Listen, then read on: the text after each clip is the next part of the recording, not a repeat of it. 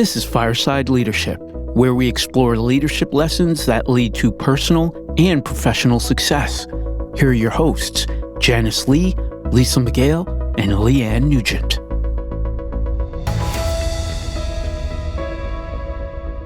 All right, welcome back to Fireside Leadership. My name is Leanne, and I'm here with Janice and Lisa. And today we are continuing our series on career development. And today we're focusing on bridging the gap. So where you are today versus where you want to be, how do you do that? So with the first few series, we've identified who we are, what we like, what we don't like, what are our values. We started to get out there, start to market ourselves. But do we really know where we are in our career? And then do we know where we want to be? And then how do we bridge that gap? So let's start with, call it point A to point B. So how do you know where you currently are and actually really look at it pragmatically? I think a resume is a great idea, like knowing what you've accomplished both from an education, like academia perspective, and then experience is one, so that are you matching what is required? Right? That's one way. How about you? I was just going to build on that in terms of not just schooling, academics. I like to think about looking at a list of things that I've done in the past years or in past roles that I'm particularly proud of, like accomplishments or achievements that may or may not ever come up on a resume, but maybe I think it's something that's worth mentioning. Trying to think of like an idea, like in a resume, it might say like, oh, I did this program. What does that mean to somebody who's just reading and who has no idea what that means? It could have been like encapsulating it, like it was the first of its kind in Canada or globally, and we brought it to life, or my team brought it to life. So kind of like doing an assessment of like what has gone well over the last few years, I think is a good starting point. So I think that's similar to what you're talking about. I love that. It's like building your portfolio and just stating those things that you're proud of. And a lot of it is based off of the reflection that you did in the earlier series. What do you like? And some of those things that you like were some of the tasks that you do every day, maybe a project that you did like that you were really, really proud of. I think that's a really good one. Yeah.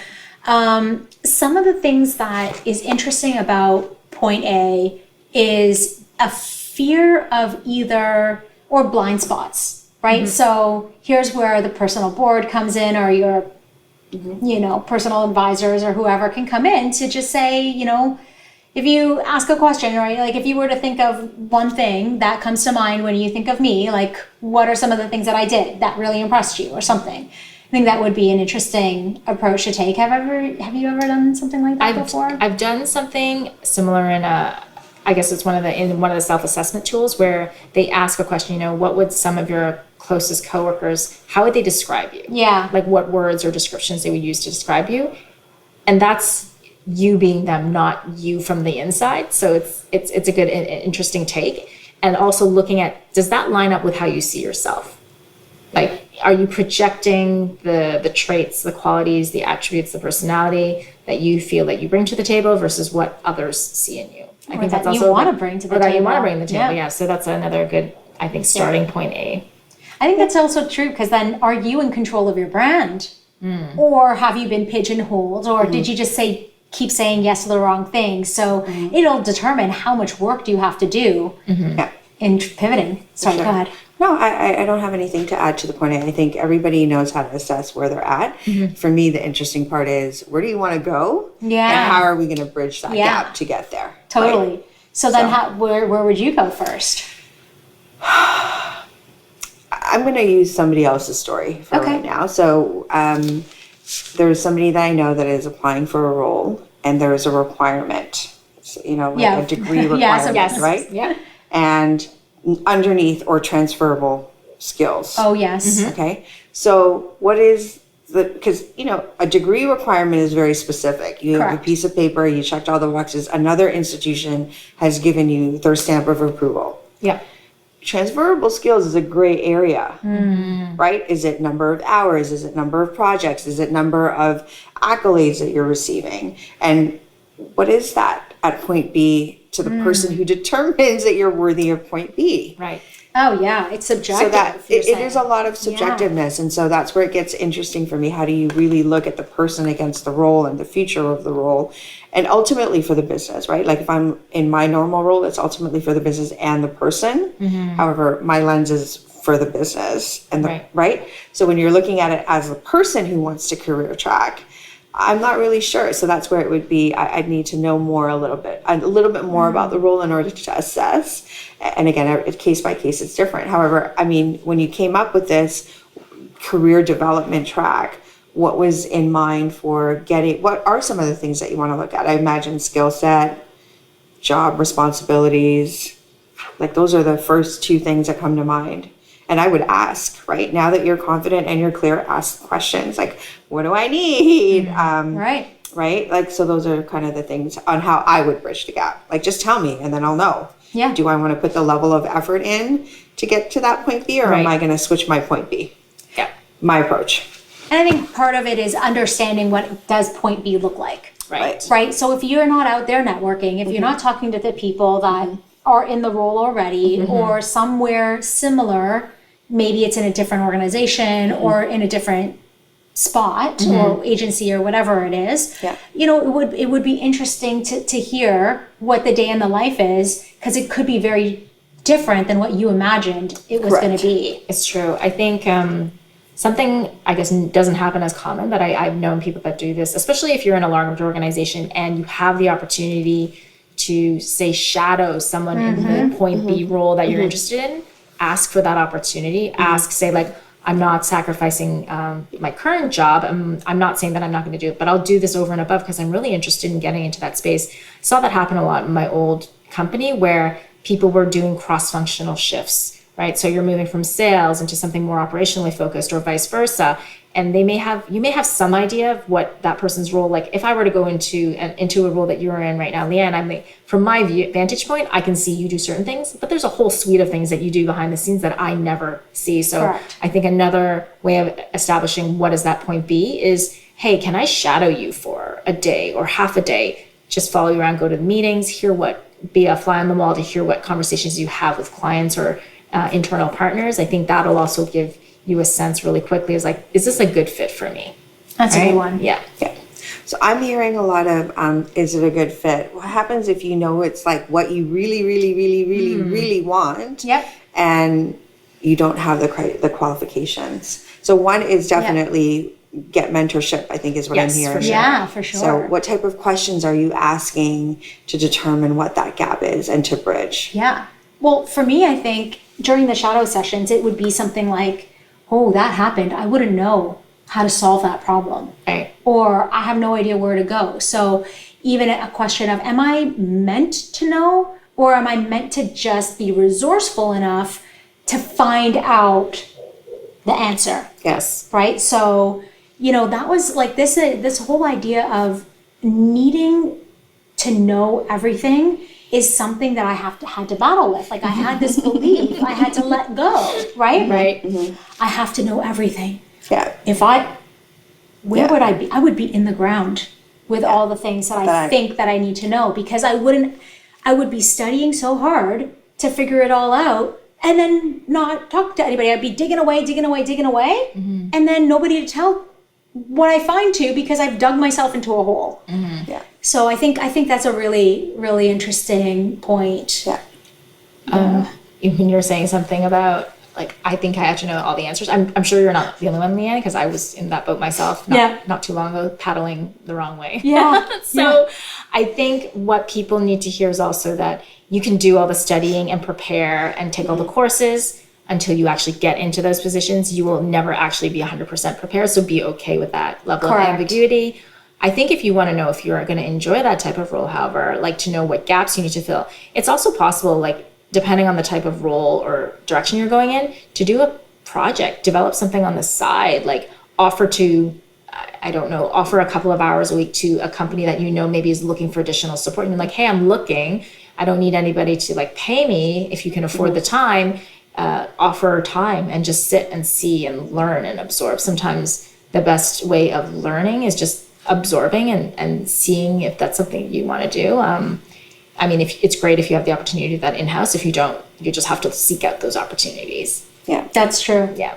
And I think that's part of the networking thing, right? Yes. So you have to find out really what those gaps are and then ask them, what would be the advice for me, right? It could even be as simple as read a book. Right. It could be take a course, right? So, Yeah. but I do always think that continuous education for sure. has to happen in your, I guess, stratosphere of things that you do for yourself every year. It is an investment. Right. And if you don't make these investments, you won't be ready for those next things, because sometimes, guess what?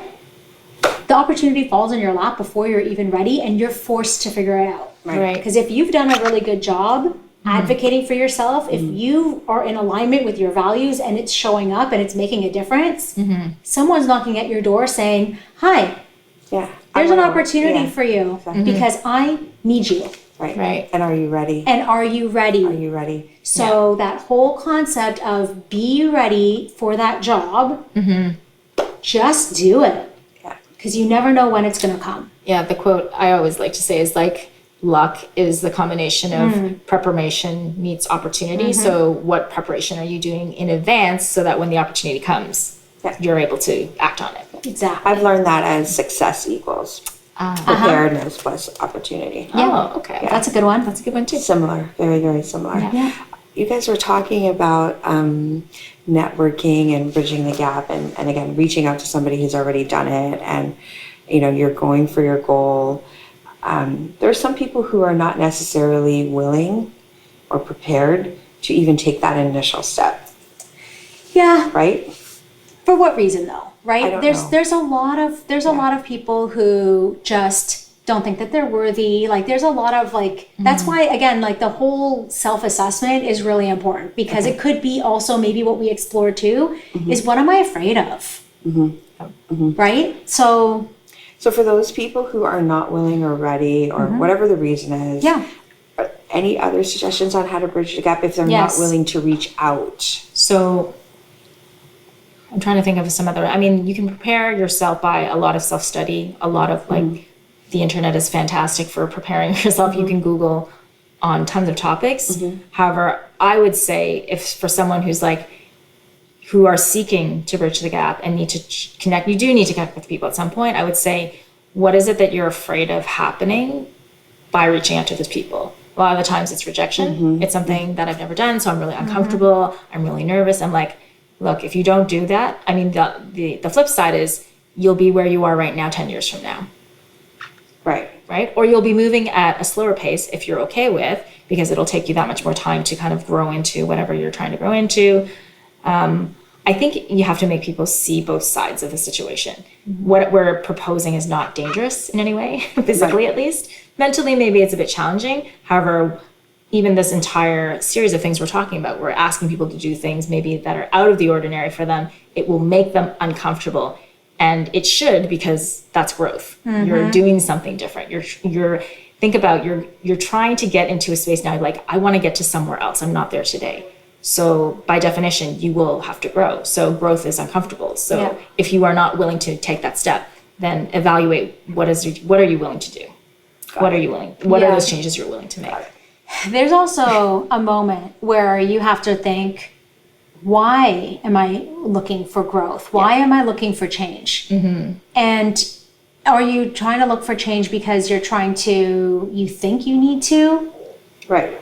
Yeah. Right? So do you really need to change? So I would explore a little bit around or I would ask the question of, how badly do you want this? Yeah, the burning desire, Bob Proctor. Yes. Because if you Napoleon don't Hill. have that truly, and you just want something to just land on your lap, it doesn't actually land on everybody's lap. Everybody is working towards something, and it's a fallacy to think that luck just happens on its own. Sure. But we're not going to wait for lightning to strike. Yeah. And then in the meantime, complain about it and have a miserable life. I think that there's a bit of, okay, so you know where you are. And part of that assessment is, am I willing to change? Am I willing to do the work? And if the answer is no, well, what can I do to make my point A more enjoyable for me, more fulfilling? And is it my career? Maybe it's because, maybe I can just stop trying so hard. and just free up my time for things that I actually like doing. Like actually work the 40 hours instead of like the 70. Like, what are you doing this for? Right? So I think there's a little bit of expectation, understanding what you're willing to do, and then just maybe I don't need to change. Change is always optional. Change is always optional, and then it's just maybe it's just a change in mindset. The other interesting question is, if you are willing to do the work, are you willing to take a step back? So take a demotion or a pay cut. That's really interesting. How bad do you want it? So my own personal experience, I had this actually happen to me. Oh, wow. What was it? It's been like 5 years ago now. I was working in an industry for many, many years, probably like a dozen years, gotten quite senior in my role, but I wasn't interested in staying on. You know the story. Staying on. And I remember when I was moving from a traditional kind of like a FMCG, packaged goods company. Okay. And I wanted to move into technology because, you know, that's where the growth was happening. It seemed exciting. I didn't know anything about it.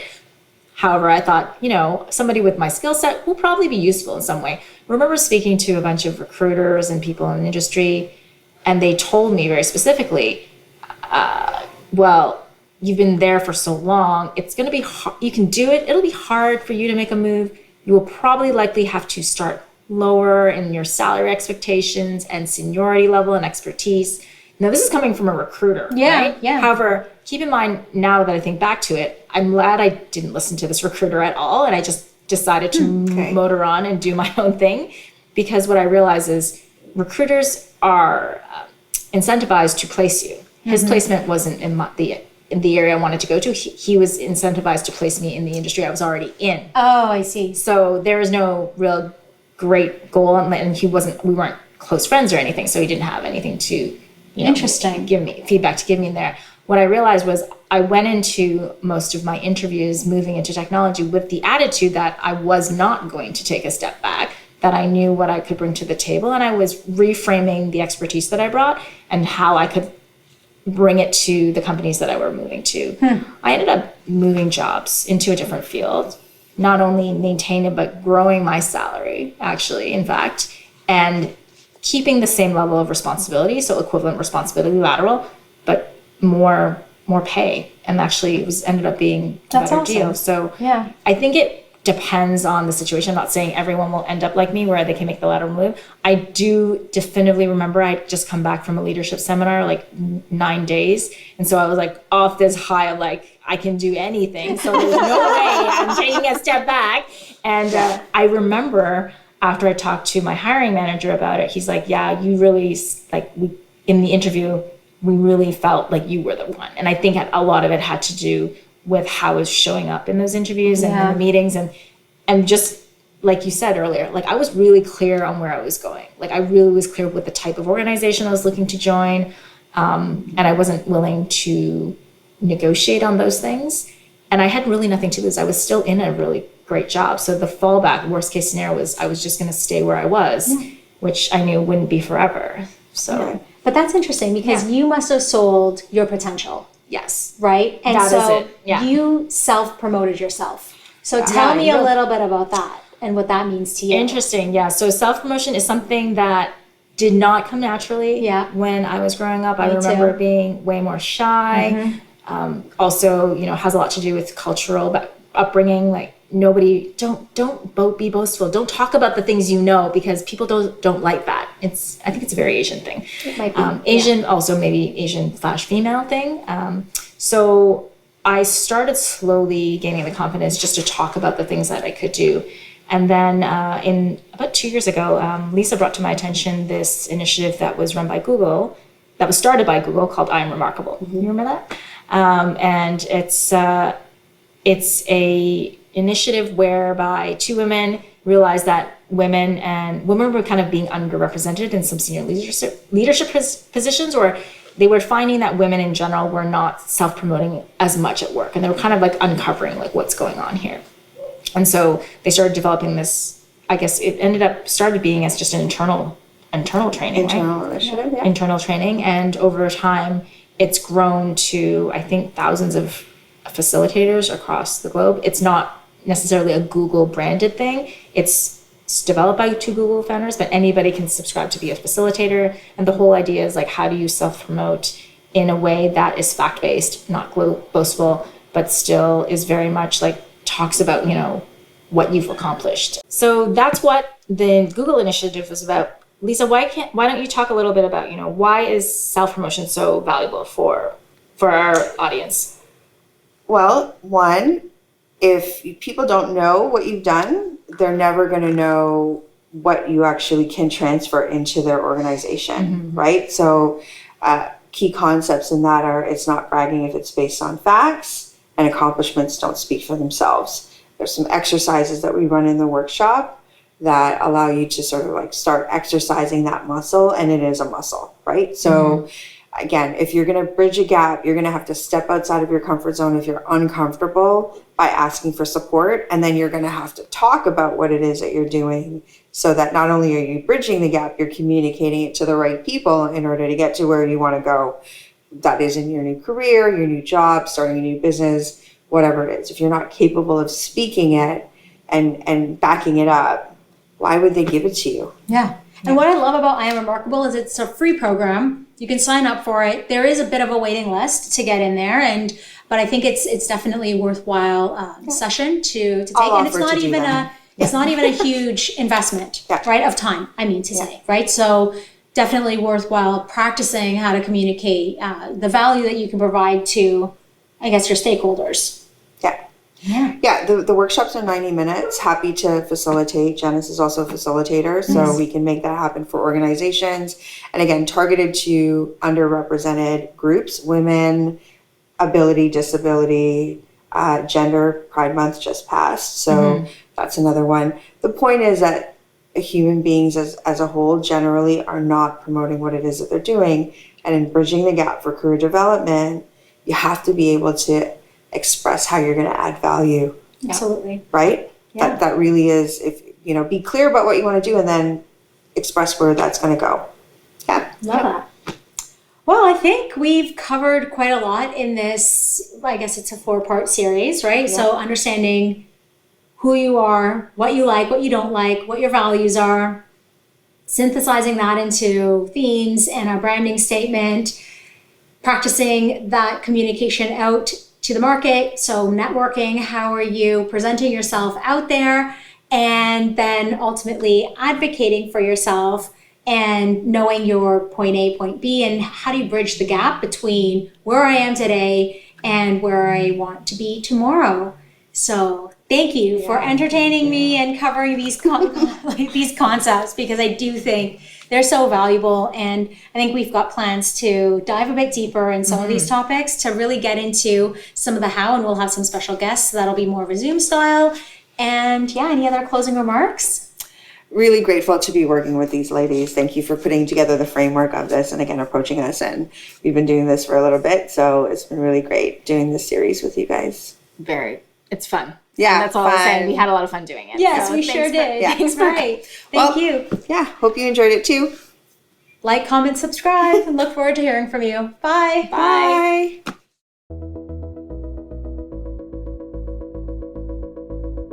Thank you for listening to Fireside Leadership. Until next time.